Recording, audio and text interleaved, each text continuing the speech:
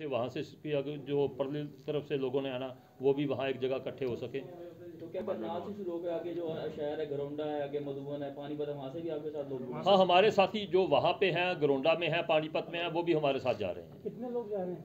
करीब 250 तो मोटरसाइकिल है, उसके बाद कुछ कारें होंगी, तो एक मोटरसाइकिल के ऊपर 2 आदमी तो अंडरस्टूड है।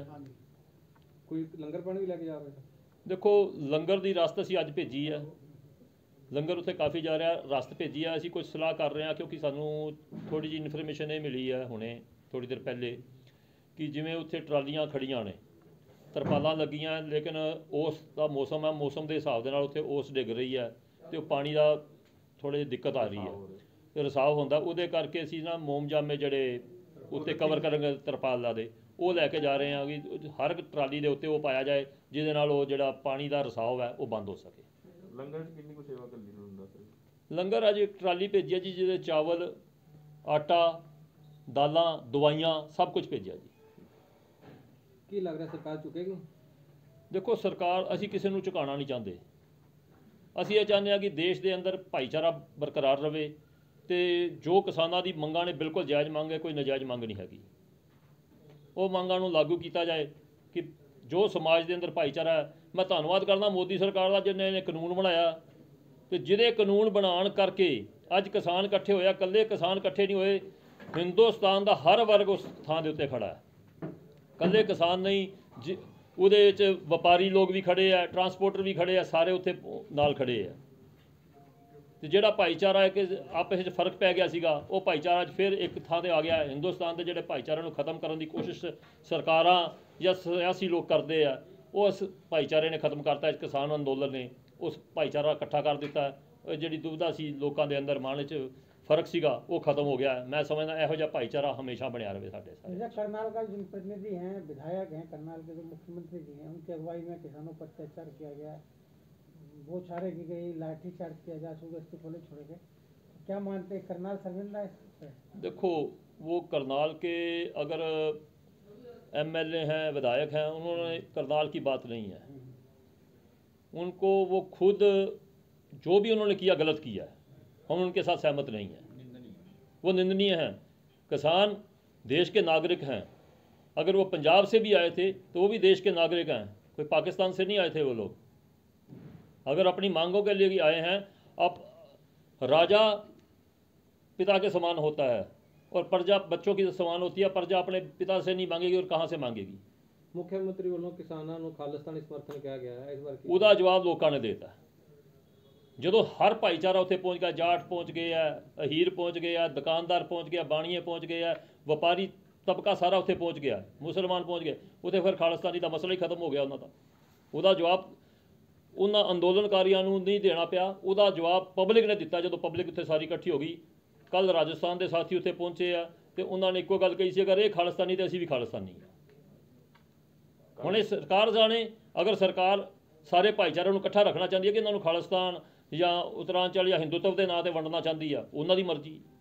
कल किस बैनर थल्ले रैली जा रही है? देखो ये संगठन का नाम नहीं, ये समाजिक तौर पर जा रही है, करनाल के समूह नागरिकों वालों हो रहा जी। सभी वर्ग से लोग हैं? हैं जी, सभी सभी वर्ग से लोग जा रहे हैं, कोई एक वर्ग से नहीं जा रहा। शहरी लोग भी हैं जिनकी जमीनें चाहे नहीं आप है, थोड़ा वो भी जा रहे हैं। ये कोई भी जुड़ सकता है हैं जी, इस रैली के अंदर कोई भी जुड़ सकता है। बिल्कुल जी, ये समाज के लिए है, ये किसी धर्म किसी मजहब के लिए नहीं है। जवान और किसान देश की नींव है, जिसके बिना देश चल नहीं सकता। तो जो जवान है वो बॉर्डर पर तैनात है, लेकिन किसान जो है, जो बीच से देश को चला रहा है, उसे अन्न दे रहा है देश को, तो उसका ये हालात। देखो शर्म आती है, आज इस सरकार ने देश के किसान के ऊपर भी अत्याचार किया और देश के जवान के ऊपर भी अत्याचार किया। ना जवानों को पूरी सहूलतें मिल रही हैं, ना किसानों को पूरी सहूलतें मिल रही हैं। अगर देश का जवान दुखी होगा, किसान दुखी होगा, तो आने वाले समय में, मुझे कहने में खेद नहीं, और ये खेद से कहता हूँ कि ये देश भी टूट सकता है अगर यही पॉलिसी देश अपना इन लोगों की रही तो। आप सबको परिचय दें। पहले अपना भाई गुरतेज सिंह खालसा, प्रधान श्रोमणी गतका फेडरेशन ऑफ इंडिया। डॉक्टर साहब पुरी साहब, पूरा नाम? गुरु नानक सेवा सोसाइटी के प्रधान डॉक्टर पुरी करनाल से। जौनपुर जी। कुलदीप गुप्ता जी, प्रेसिडेंट साहब जाज यूनियन करनाल। कोई नहीं। मैनेजर दीप सिंह गुरुद्वारा मंजी साहब पातशाही पहली, कुलदीप जी दास भाई जोगा सिंह हैडगरंथी गुरुद्वारा मंजी साहब पातशाही पहली करनाल। भूपिंदर सिंह, भूपिंदर मिड्डा गुरु नानक सेवक जत्था गुरुद्वारा मंजी साहब करनाल। जितेंद्र सिंह प्रेमनगर से, और स्वयं सेवा का हमारा है गुरु नानक सेवा सोसाइटी से।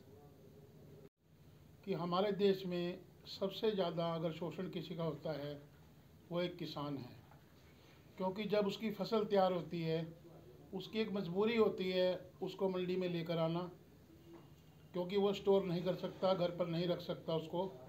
और मंडी में आने के बाद व्यापारी वर्गों का, सब वर्गों का, मैं किसी का नाम नहीं लूँगा खुल के, उसको बेच के जानी पड़ती है और अगली फसल की तैयारी करनी पड़ती है। तो इसीलिए आज जो किसान आंदोलन हो रहा है, हर वर्ग की सहानुभूति किसानों के साथ है। और मैं सब भारतीय लोगों से कहूँगा इस वक्त किसान भाइयों के साथ कंधे से कंधा मिलाकर खड़े हों, ताकि जो रीढ़ की हड्डी है देश की, व्यापार की, वो सुरक्षित रहे और हमारा देश सुरक्षित रहे। धन्यवाद।